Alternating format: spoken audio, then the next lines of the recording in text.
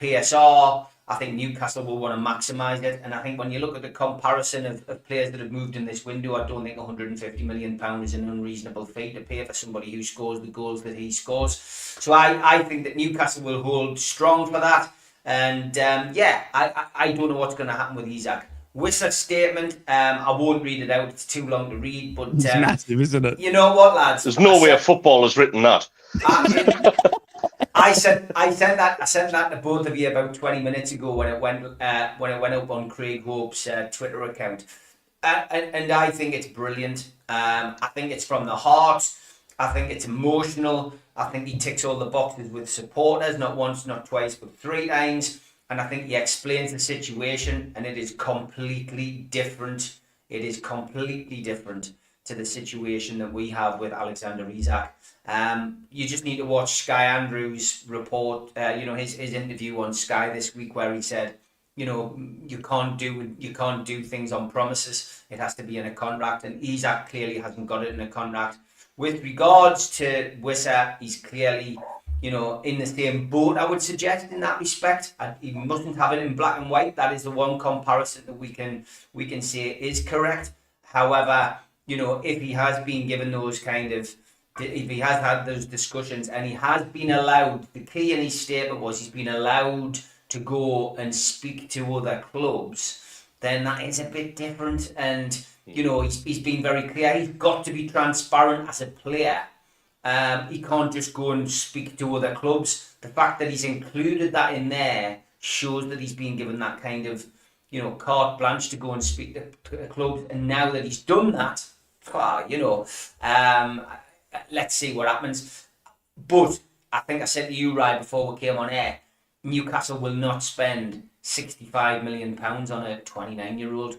Who on earth would do that? Daft. There's no way in the world people can do that. From me personally, I just don't see Newcastle doing that. So what's the alternative? Well, Larkin, of course, didn't play yesterday for Wolves. But of course, listening to the Wolves manager, he didn't sound as buoyant as Keith Andrews at Brentford yesterday. At Sunderland, he was saying that I expect Johan Wissa to be a Brentford player on Tuesday. The Wolves manager was almost very resigned to the fact that he probably won't have a centre forward come Tuesday. So if I was a betting man, I'd say Larson to Newcastle will happen. I think Newcastle will probably spend the money, and it would fit the remit with Newcastle, as well.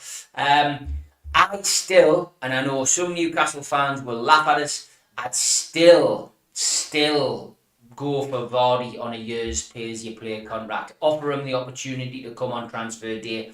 Get Larson in. You've got Voldemort, and Vardy is probably somebody who I would say pay-as-you-play, 20 grand a week, pay-as-you-play as well. You get a bonus if you score goals, this, that, and the other. Come and join us for the Champions League ride.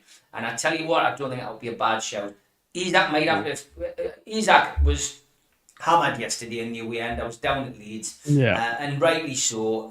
He was lambasted. We heard it. and I was the only disappointing thing was that at the end of the game it was a dour game. It was a ball draw. It was awful. Creativity was at a minimum, and defenses were on top, goalkeepers were on top. It wasn't one for the purist, and it was deservedly last on match of the day when I got back home. But it was one of those situations where the players came over to clap us, and they were looking very, very. It looked as if we'd been beaten 5-0, and then fans started singing this Isak song again, and I was like, I was looking at them, and I'm thinking, no matter what happens in this situation, those players will see what happens when you how vicious we can be when we turn on a player. We'll see that. And there's a few of those players are best mates with Isak. You've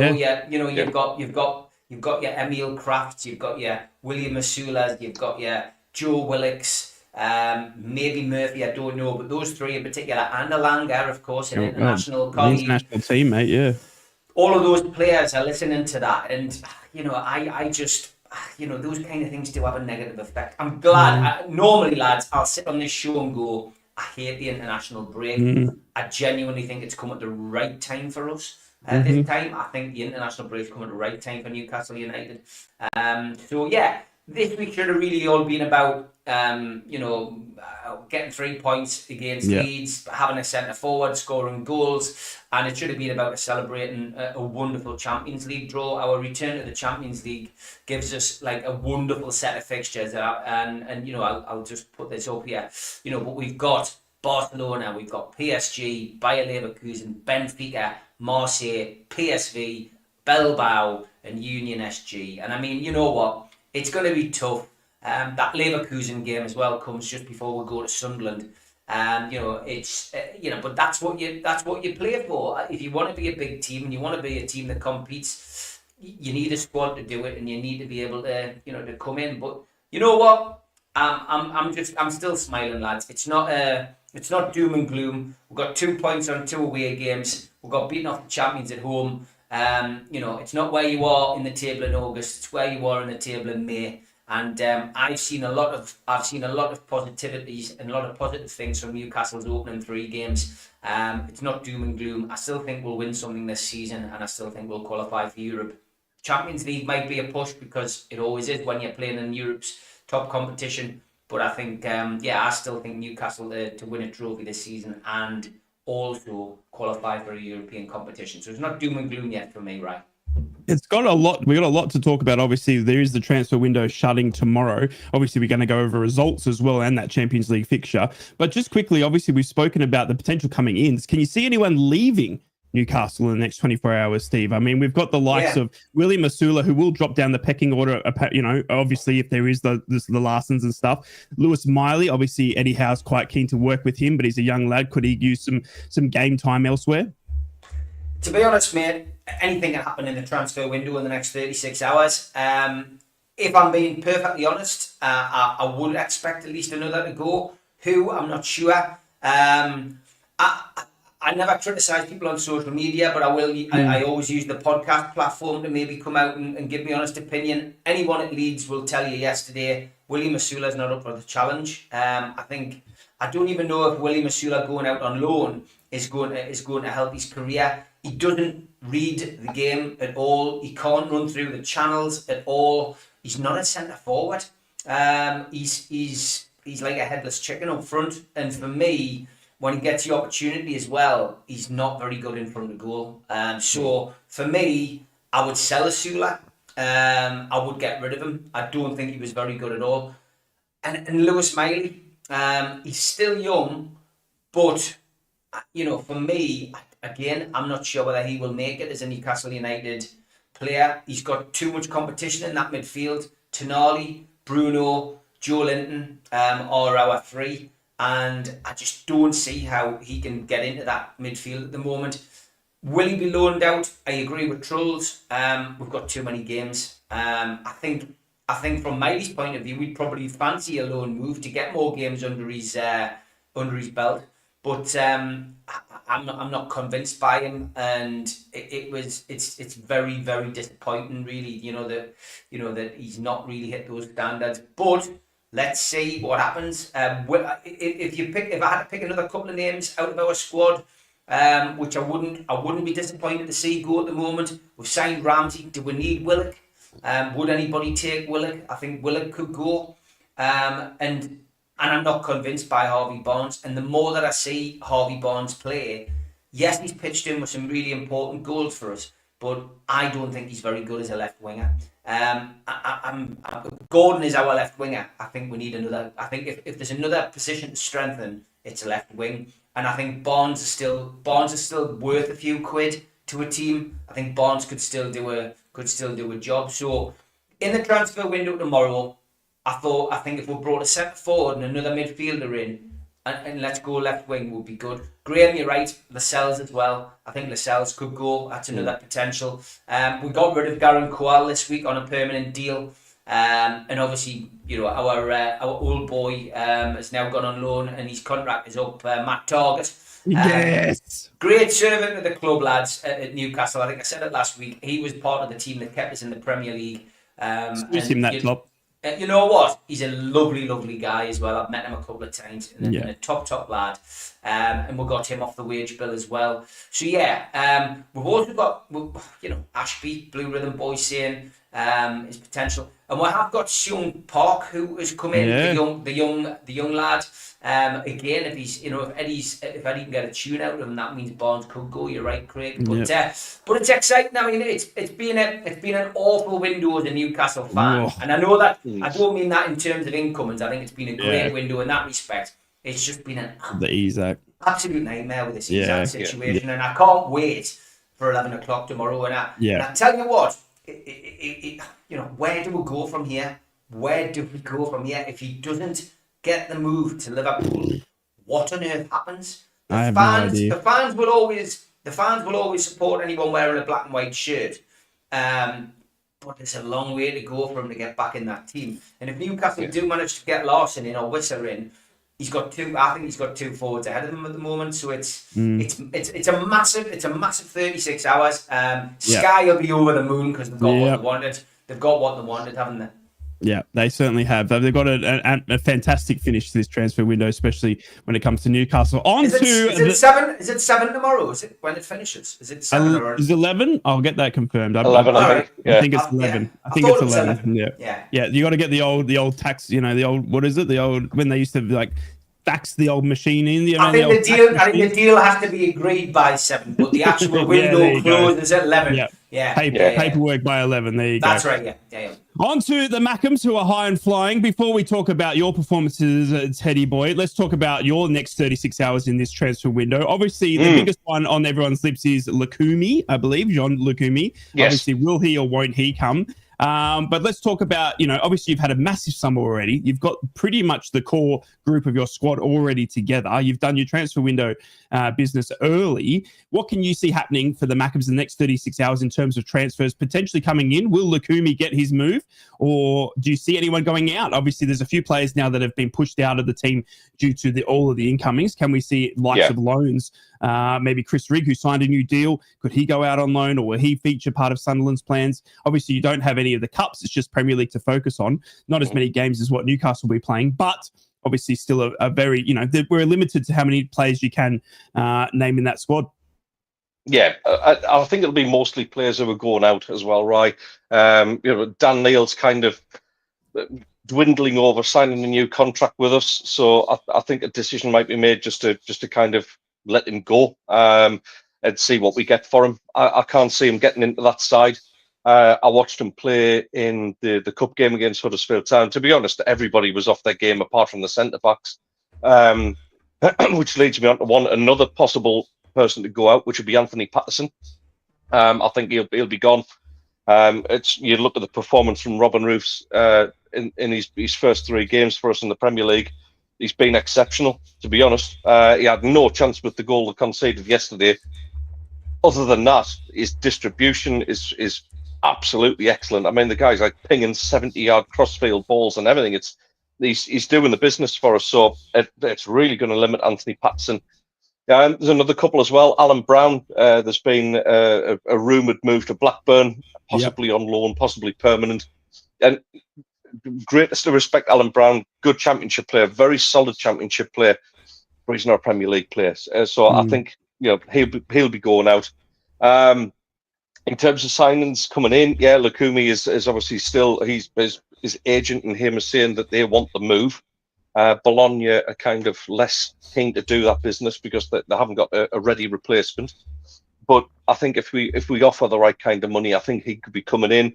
There's a rumour of another 2 that are still potentially coming in, which one will be a striker, I think, and the other one will be arguably another winger, which we've got quite a lot of at the minute. But you certainly do. But in saying that, it balances out again because the likes of Paddy Roberts are probably, I think the writing's on the wall for a few of them. You look at Enzo Lafise starting yesterday, man of the match for me. He was absolutely superb all game. And he started the first 2 games of the Premier League on the bench. So we're getting that little bit of depth now in the squad where we can let the likes of Patrick Roberts go. We can satisfy that wage bill a little bit more and obviously make moves for players who we want. Bit like Newcastle's move with the German striker there, who I'm not going to have a go at saying his name either. Voldemort! Voldemort. Okay. Voldemort. Ah. Yeah. I thought it was John Joe Shelby. He looks like he should have been in a 1970s film, the kind that we used to watch, Ted.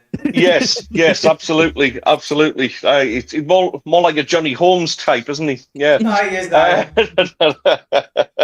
Yeah, listen, I think if we do make any signings, there'll be real surprise ones. But I think it's going to be more so, like I say, letting players go out. And yeah, Chrissy Rigg, it's an interesting one. He's obviously he's signed up till 2030 now. It's a long-term contract.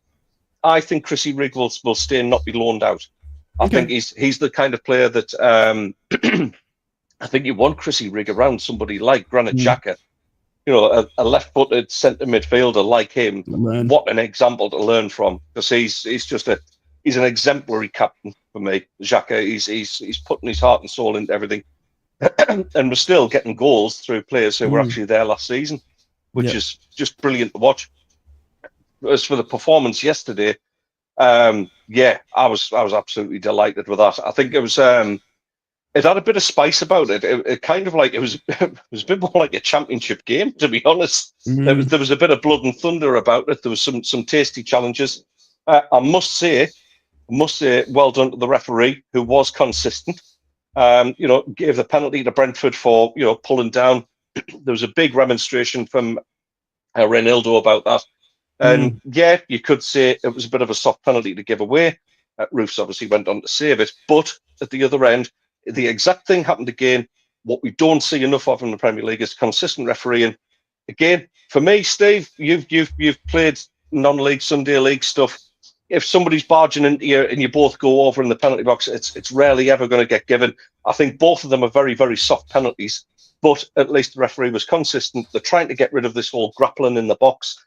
So a big well done to the referee yesterday, because it was a lively game, and I thought he did a cracking job with it, to be honest.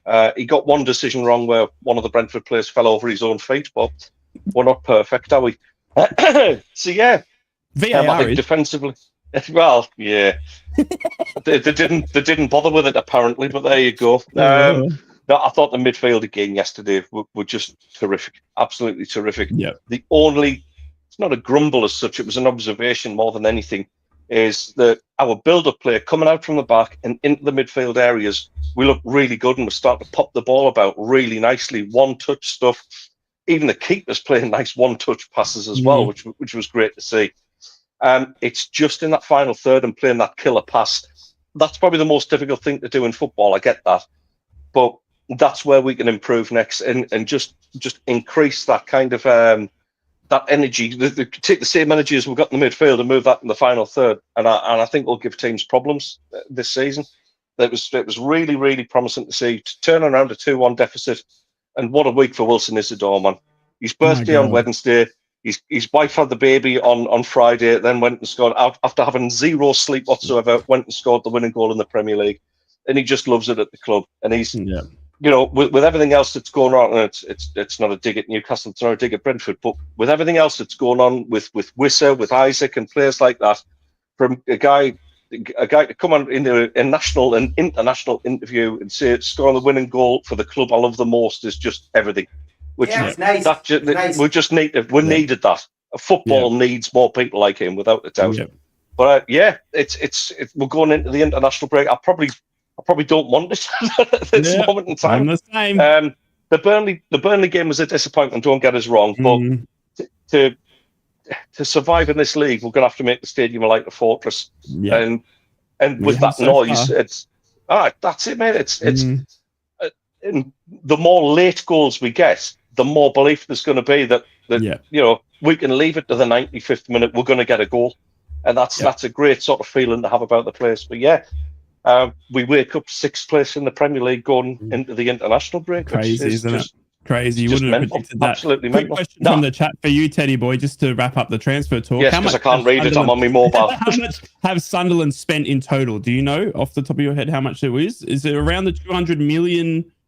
It's under 200 million. I think the net spend is something like 110, because obviously we sold Job, we sold Tommy Watson. he got his first goal for Brighton as well, which He was great did, to see. saw that. Very, Yeah. very similar to the one he scored at Wembley as well. You can see that. But something like 110, but it's not over yet, and we expect to see a couple more going.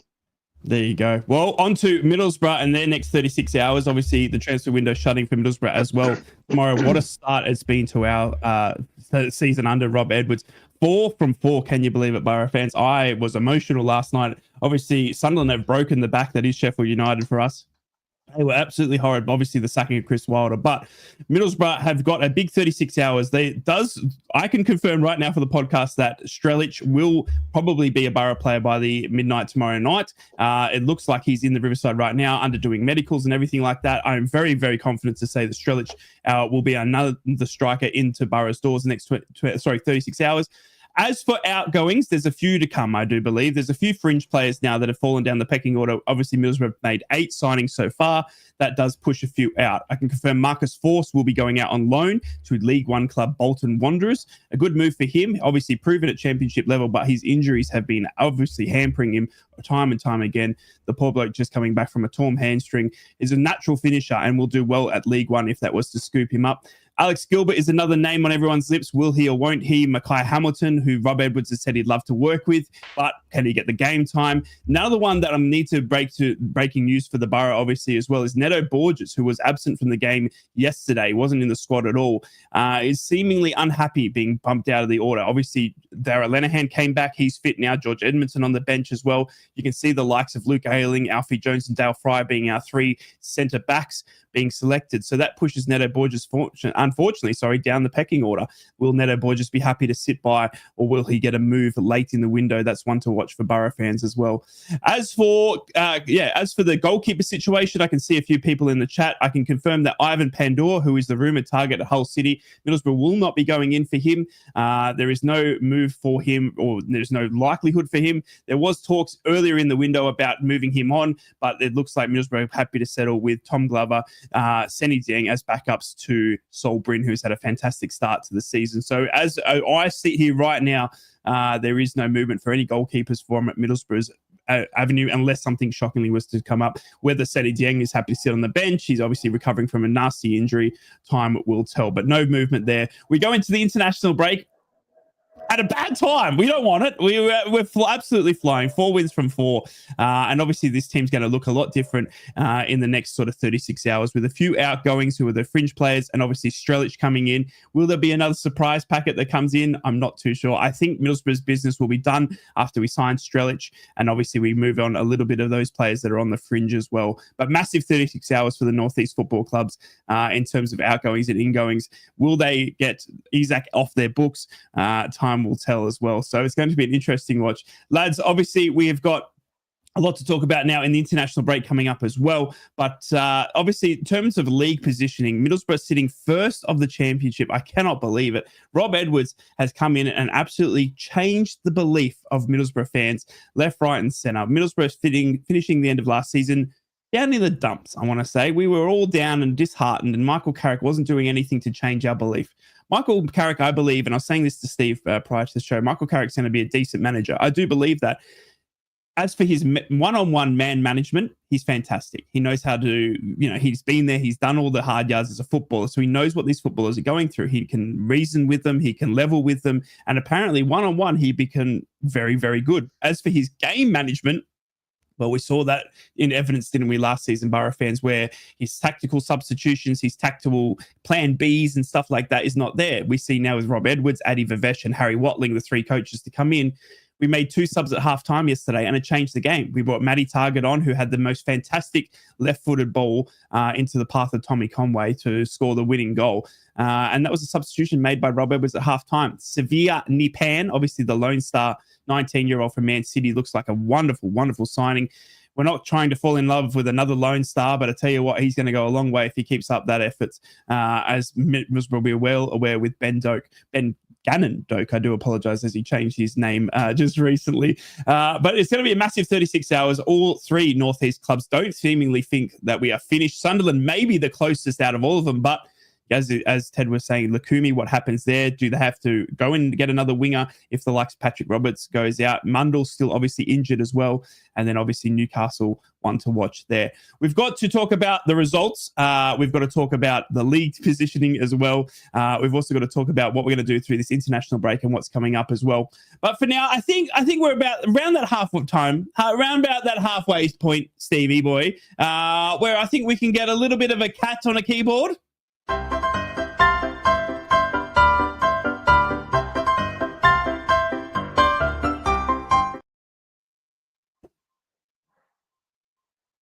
Overloaded this week Yeah, with tweets. There he is. Stuff. This one was sent to us by Ted, an unfortunate name for a shop in Napoli.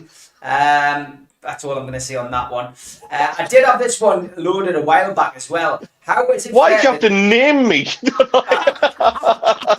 How was it fair that Isaac was allowed to wear Stone Island? Once Dubois saw the badge, what chance did he have? I meant to show that the other week. It was brilliant. Great tweet this as well. I still can't believe the size difference between Dan Burn and Anthony Gordon. And speaking of Anthony Gordon, here he is speaking after the 1977 Wimbledon semi-final after winning in 5 sets. Man United taking a rightful place this week after their Carabao Cup exit. And here is the ball from that Mbeumo penalty. Landed in my garden. And welcome to Manchester United. Hey, spectators, please do not shout, shoot, pass, get rid, or hit it. We're trying to encourage the players to make their own decisions. And a quality interview from the Grimsby goalkeeper after the match. Reporter asked him how he was feeling. He said, a bit fuming to be honest. I'm a United fan and that was shocking. And here it is. Would I lie to you? I once spent 170 million on 3 attacking players to then lose to Grimsby Town from League 2. During the same game, whilst losing 2-0, our fans called for the game to be abandoned due to the rain. Go on, Bob. And It does sound like a whopper, that, like, to me. This created a load of memes, by the way. Here he was doing his snap attacks or whatever it's called. And here he was doing Operation, a game for the millennials. Unfortunate sponsors on football shirts, number 256. Glad I didn't go to the Christian Universal Ministry. Wow. Oh, no. And Man United striker Sesko, every little helps, not available in Newcastle. And Twitter fallouts between footballers and fans. Ryan, all jokes aside, mate, I'd actually do you in. And Ryan's reply was, I'd hide in the back of the net, you'd never see me. And Greg Double on Twitter, lively friendly atmosphere at King's Cross as a load of football fans converge. American tourist, what language were those guys singing in? Those guys were Sunderland fans. And I can't believe Isaac thought we really wanted to buy him, says the Scouser. Okay, we'll try and sell Bruno in January, says the Man City fan. No. Speaking of the rat himself, ironically, the man who refuses to work wants to move to Liverpool. And this Isaac situation has created some wonderful shirts. There we go. Wow. Yes. And Bedsheet Brigade has often been labelled at Newcastle. Well, it's now hit Celtic. Sack the board. Oh, Oh, God. no. Oh, no. And let's see how long it takes the lads to see what is wrong with this picture at Manchester United. What was it a pet pigeon? What is going Yes. on? A pigeon in the guy's hand. Top left. Wow. Well done, Ryan. Unbelievable. This was funny last weekend as well. Sheffield Wednesday fan. Our club are literally going through the worst time imaginable and we are still above United and you couldn't write it. And they still are. Oh, they're the bottom two, but they still are. Yeah, they still are. Can't believe this is real, by the way. Man City fans with their phones out, laughing and smiling at Tottenham scoring a goal to beat them 2-0. That was mental. Out. That is what is wrong with football. Yep. Yeah. Top three this week are brilliant.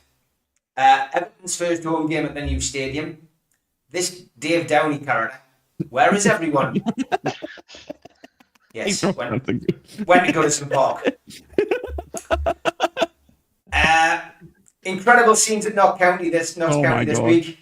Gordon Bennett came on. And the winner this week goes to our very own Ted. Oh. He got a bite, didn't he? He got a big one. We're going to need a bigger boat.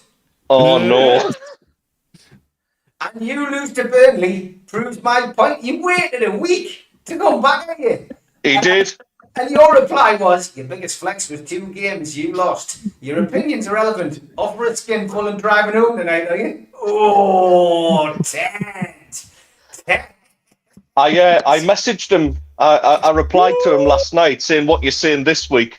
He hasn't come back to me, so he's obviously forgotten where he's parked his car or something. Yeah. If you've got any tweets, please send them over to the lads if you've got their details, or you can email nufcmatters1892@gmail.com. Got to be football related for this troll of the week, and we will play the clip.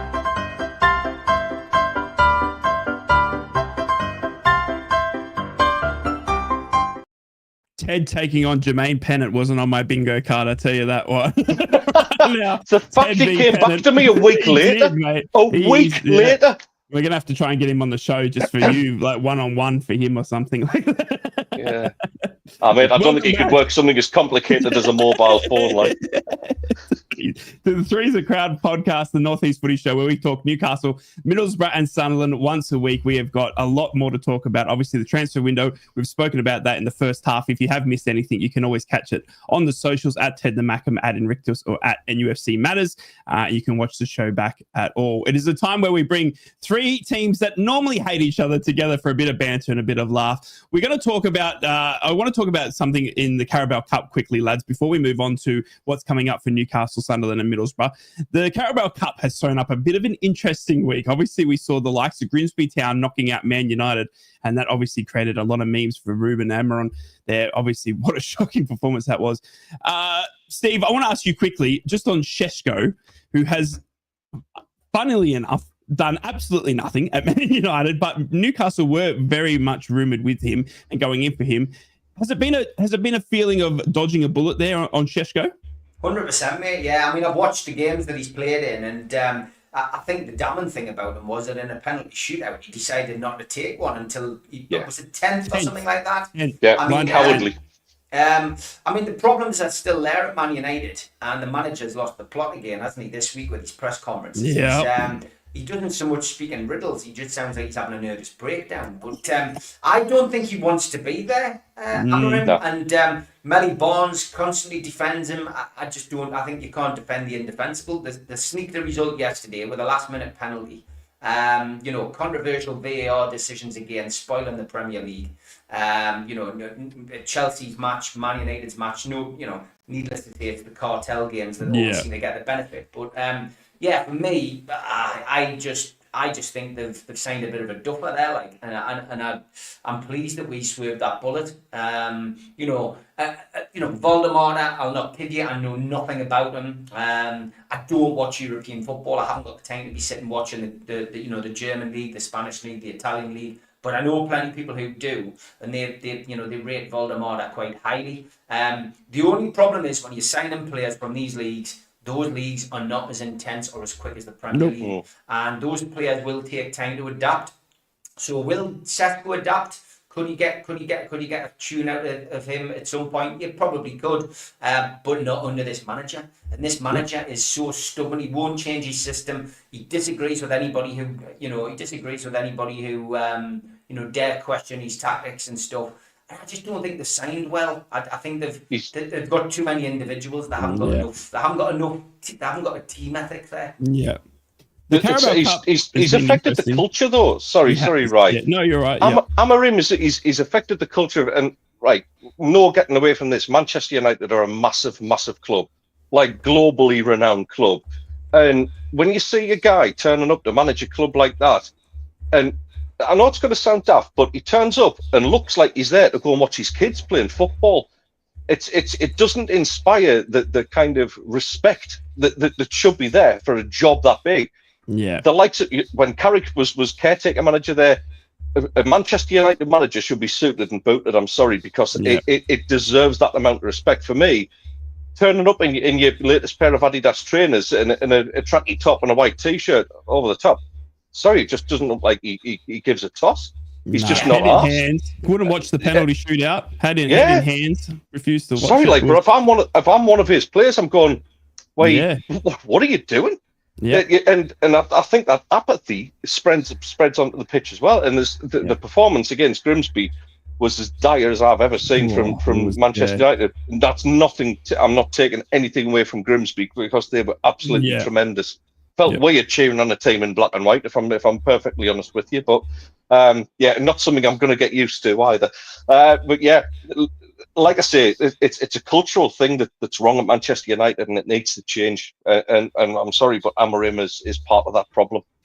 Yeah, no, it's interesting. The question I want to ask you lads, though, is the Carabao Cup draw. Obviously, Ted, we don't need to worry about that because we don't really pay attention to cups. But obviously, Newcastle is still involved. But it has changed this season for the Carabao Cup, where they're not allowing current Champions League teams and current Europa teams to match up with each other in the next league. They want to try and avoid that. So what they've done is they've scheduled the next round of Carabao Cup fixtures so that all of those teams avoid each other, which has caused an absolute outrage on social media on it being fixed and yada, yada, yada. I want to get your lads' thoughts on that. Obviously, Steve, you are the Carabao Cup holders, but it's an interesting time. And I'll throw to you first, mate. As a Middlesbrough fan, going into the Carabao Cup, it's interesting for me to see that still we're in a competition where they're not allowing a natural draw selection, and obviously it was the same last year, but it's again prevalent this year of not allowing teams to meet each other just due to certain other competitions that they might be in. How do you feel about it? I mean, for me, I understand why they've done it, but I don't think it's right. I think for me personally, a cup draw is a cup draw. That's the whole point of it. You know what I mean? And it's making a bit of a farce of it. It really is. And this isn't the first time we've messed with cup competitions. The first time we did it, I think, was when Man United were allowed to take time out of an FA Cup. They didn't play in the FA Cup. They showed the tournament such disrespect. Now teams who are in Europe come in later. Well, again, it benefits you when you're the team who's, like Newcastle, in this situation, we didn't come in until the next round, but it just makes a farce of it. I'm not a fan of it, mate, and I can understand why people are angry. I really can. Yep. Teddy boy, obviously we're not involved anymore, but I think if we had have gone through to the next couple of rounds, to note that we cannot, obviously we go into the ball, we don't have anything to stop us from Europa or obviously Champions League, but to see that the teams that do getting and it's an easier one, they're trying to avoid the likes of Newcastle United facing off at Chelsea and all that sort of stuff. I just think it ruins the natural selection of it. Well, it does, and I mean I've said this in the past, and it's quite apt that we're doing this right before international break, because I've always said that I think we should disregard the international break anyway. The reason we have big squads and academies is to bring players through, and for me, all teams, if it's a league cup competition, then everybody from the league should be in from round one. It's as simple as that. And if you've got to play teams, players from your academy or players from your reserve squad, then that's what needs to be done. Because that then creates a bit more of a level playing field, and credit to Steve, because Steve said this last season before Newcastle were in the Premier League, and you were against it then, you're against it now, and I applaud your principles on that one, mate. And it's just creating this air of kind of exclusivity around the so-called Big Six, and Newcastle are kind of gate crashing that whole thing now. But it's to protect the likes of Man City, Man United, Liverpool, Spurs, and that lot, there just seems to be this weird little kind of clique, and that does nothing to stop the fueling of rumours of that clique just getting preferential treatment. And no, it's not right. It's absolutely not right, because yeah, all right, great. Somebody, Huddersfield, for instance, are going to get a great day against Man City. That's absolutely tremendous. But they're not going to get any further than that just because Man City are not being paired up with somebody like Arsenal. Huddersfield could have avoided the big lads altogether and got through to another round, which means more income for them. So it's just football's pyramid yet again, stuffing the little man and keeping them down there and just turning the thumb screws a bit more. Yep. No, I completely agree with you. I think it's an absolute farce, and I don't like seeing that way of drawing a cup competition. And I think obviously we do potentially see more nights like the Grimsby Man United, which I think is the fantastic, for Grimsby on that night to host Man United. You know what I mean? The ticket sales and the coverage they got was incredible. Do you know what I mean? That's something a night that Grimsby fans will never forget. And maybe we see more of that by separating the teams, but it still just doesn't feel natural.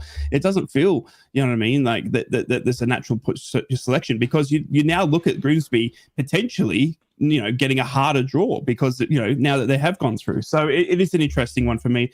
Lads, before we move on to the international fixture and what we've got coming up from that, I want to go back and get a summary of how you have found the start of the season. What I wanted from you guys each, and I'll give you a little bit of time to think about this because I'll go first, is I want to know your biggest transfer in so far, your biggest transfer loss, who you think was the biggest loss in this summer. And obviously I want to get a rating out of 10 for the first few games of the season, how you've seen your team finish in the first 4 or 3 games of the season out of 10. I'm going to start first. Obviously, for Middlesbrough fans, the biggest one on everyone's lips is Hayden Hackney. He hasn't left yet, but if Hackney was to leave, I think that's a massive, massive loss. We have got 36 hours to hold on to our star boy, but obviously the biggest one was Finn Azaz going midweek, and a little bit of a cheeky jab at the club on the way out, did Finn Azaz, saying that he's moved to a Premier League club and in Southampton, who are in the Championship, Finn. I'm not sure if you realise that, but they are in the Championship, same league as us, below us, by the way, Finn. I think, but honestly, losing him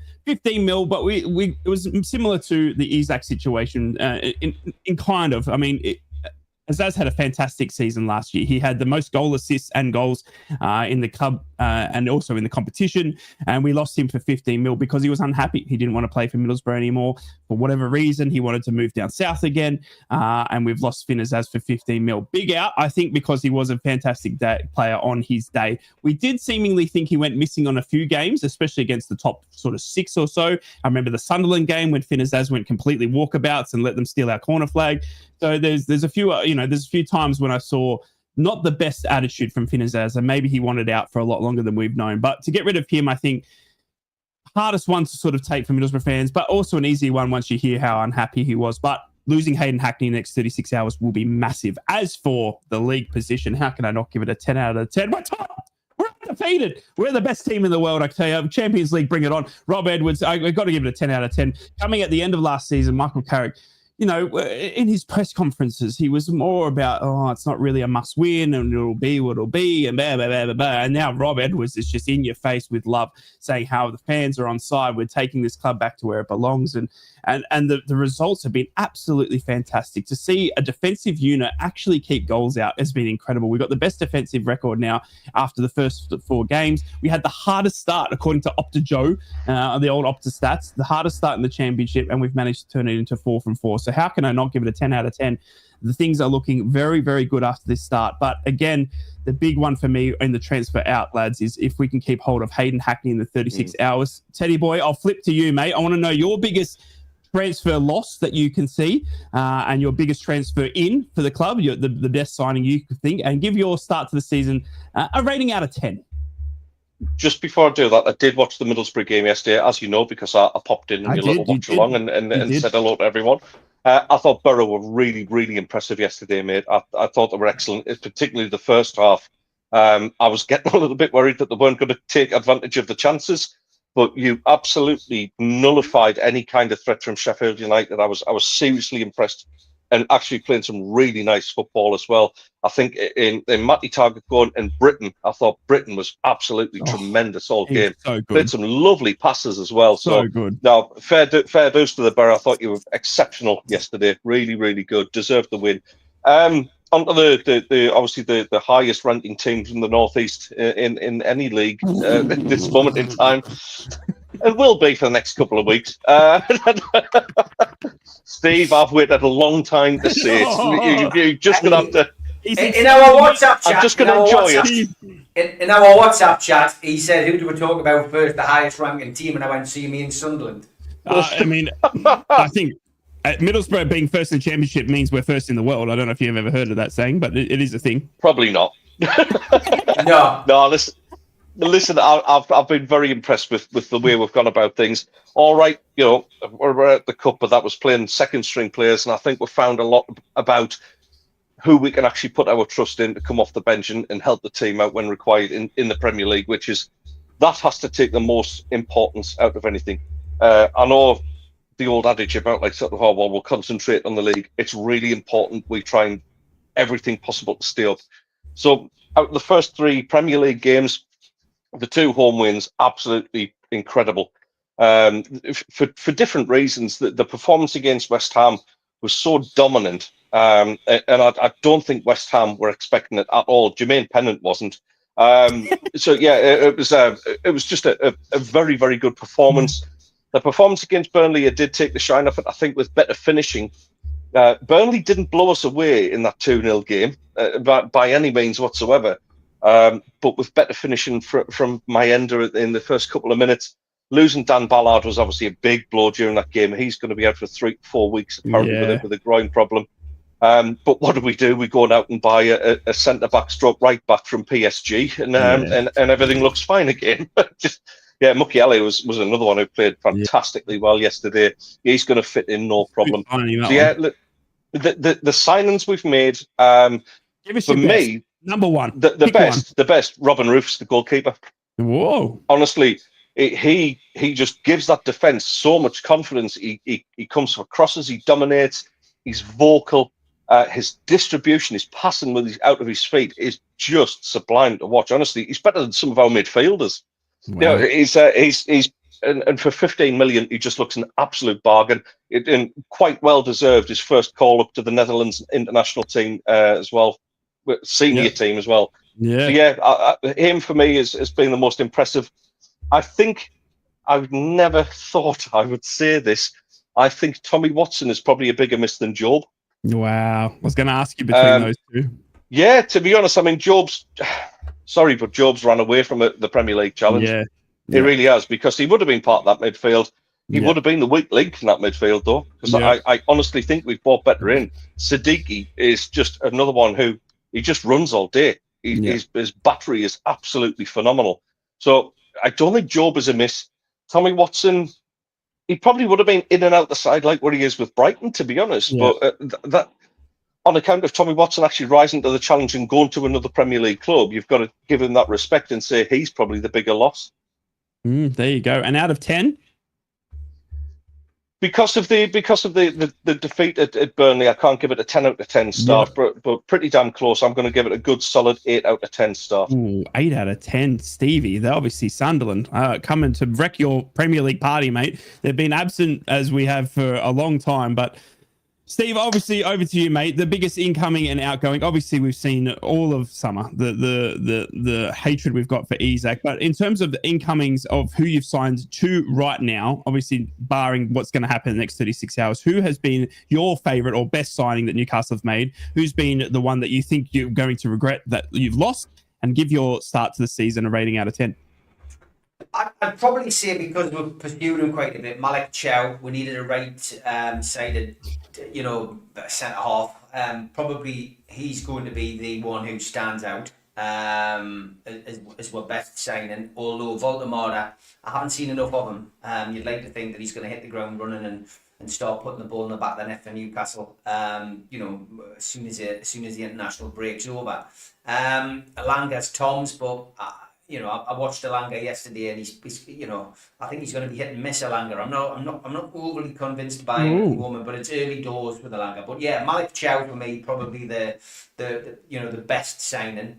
As far as the transfer window as a whole, it's as important as the first one under the Saudis. I think because we needed a keeper, we've signed a keeper, we needed a centre half, we've got one, a right winger, we've got one, a midfielder, we've got one, and we need 2 forwards. We've got one, we need another one in the next 36 hours. So it's up there with one of the better ones, if one of the best ones that we've had in a it's in that period. And, because of the fact we've broken our record as well. We've spent the most money on Volta as well. So it's up there. I'd say it's a strong 9 out of 10 for this transfer window.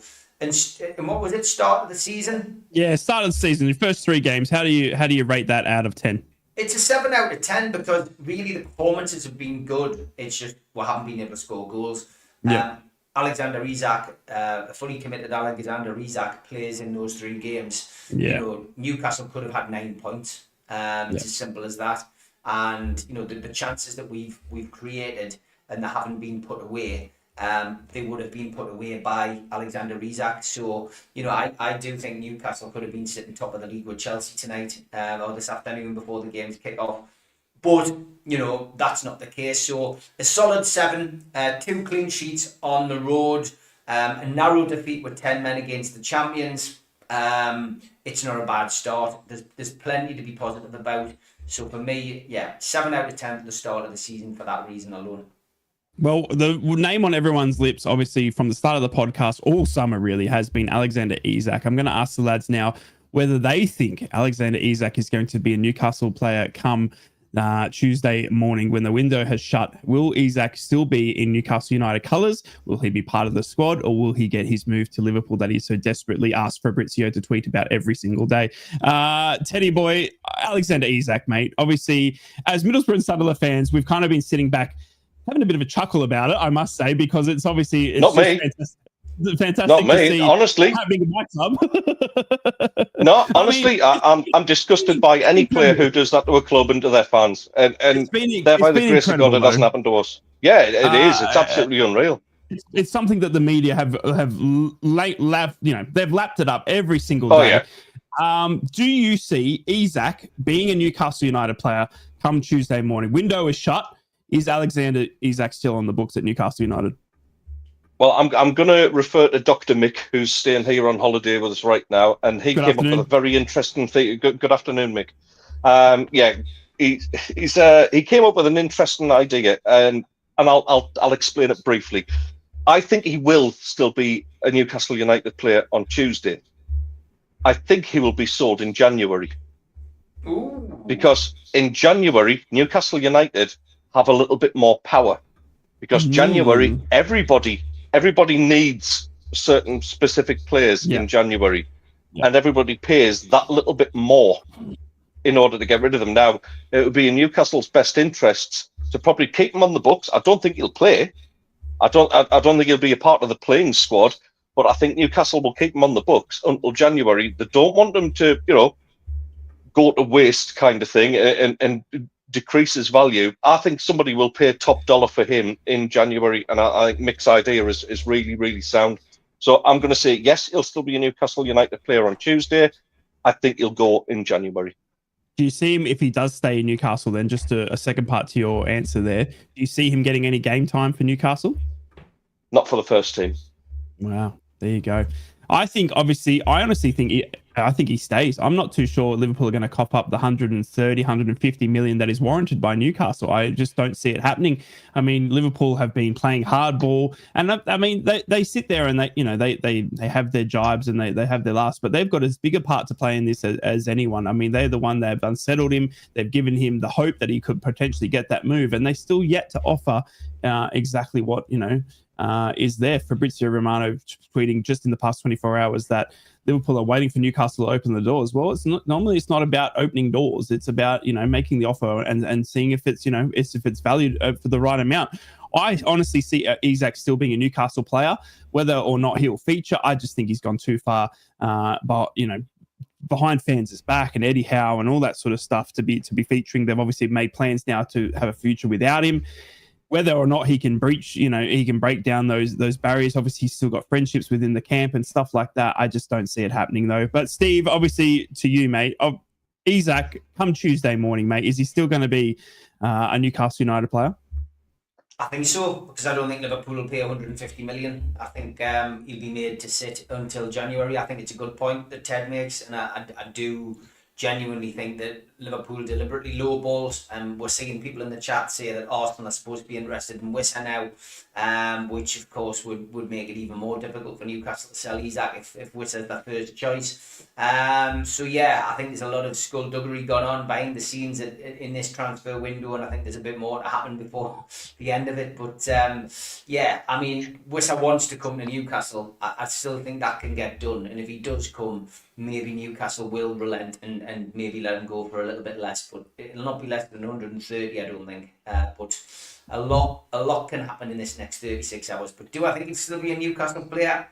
It's a flip of a coin. Let's see. Yes. So if he does stay, Steve, do you see him playing for Newcastle United between now and January? Can he be integrated? I mean, I would imagine he can in the team. I think the dressing room, as I say, will be split. I do genuinely think that some of the lads will agree with his stance and others won't. But once the transfer window shuts, you've got to get on with it. So his question next is, what do I do as far as fitness is concerned? Because clearly the training that he's doing isn't keeping him fit. He's only fit for 45 minutes, as John Dole Thomas for this game for Sweden over the course of the next couple of days. So I think he has to basically swallow his pride, apologise to the fans and apologise to his teammates and say, look, we'll have to crack on until the next transfer window. But it's awkward. It's really awkward. I don't know what happens. It's going to be an interesting 36 hours for all three Northeast Cubs. Thank you so much for tuning in to another Three's a Crowd podcast, the Northeast Footy Show podcast, where we banter about Newcastle, Middlesbrough and Sunderland. Middlesbrough top of the championship table, 4-4. What a start to them. Sunderland are loving life in the Premier League, and Newcastle have got a lot to sort out in the next 36 hours in the way of Isak. Can they get some more faces in as they push on for a massive future of Champions League? We've got international break coming up for the next 2 weeks, but we will still put out a show next weekend. So make sure you are subscribed and like the channels. Check out at Ted the Mackem. Oh God, I'm in Iron Upper next weekend. I can't do that. Okay, so we're not probably. You won't see us. Obviously, I'll be in worse state than what I am now. So we're going to work around old famous boy old here, Ted the Mackem. Now he's in Premier League. See how much he can't make time for us anymore. Oh, I'm Premier League. We will be back when we can, obviously, to talk more Northeast football. Thank you for joining us today. Make sure you like, consider subscribing. Let us know down below with the comments as well on where you think Isak will end up, and we will see you on the next Three's a Crowd podcast. Three's a Crowd podcast will return. That's not a threat. It's a promise.